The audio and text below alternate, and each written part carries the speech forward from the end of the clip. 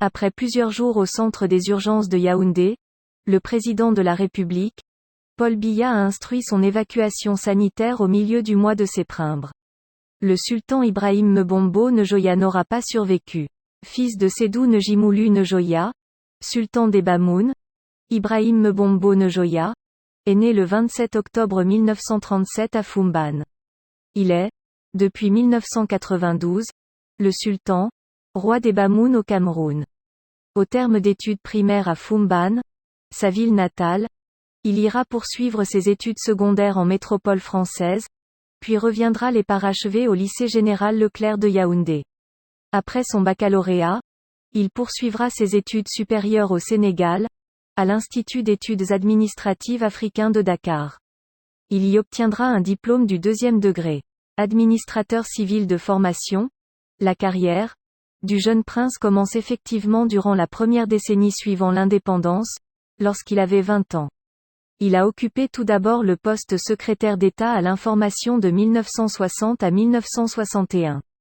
Par la suite, il a été directeur du cabinet du ministre des Forces armées, 1961 à 1964, puis commissaire général à la jeunesse, au sport et à l'éducation, 1964 à 1965.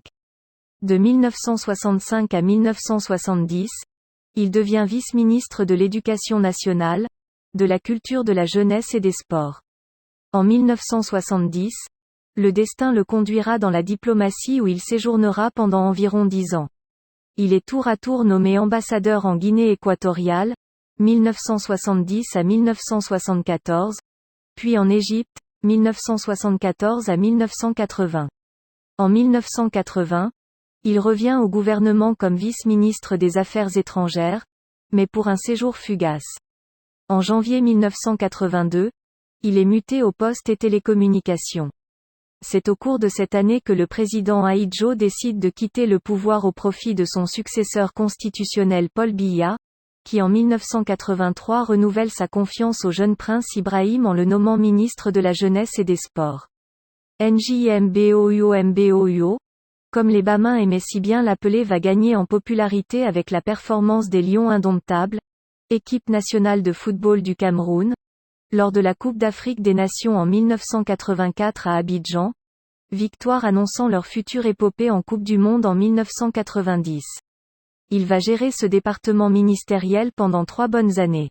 De 1986 à 1988, il est ministre de l'Information et de la Culture puis celui de l'Administration territoriale, 1988 à 1990. En 1990 il revient au poste de ministre de la Jeunesse et des Sports, preuve de la maîtrise et la bonne gestion de la chose.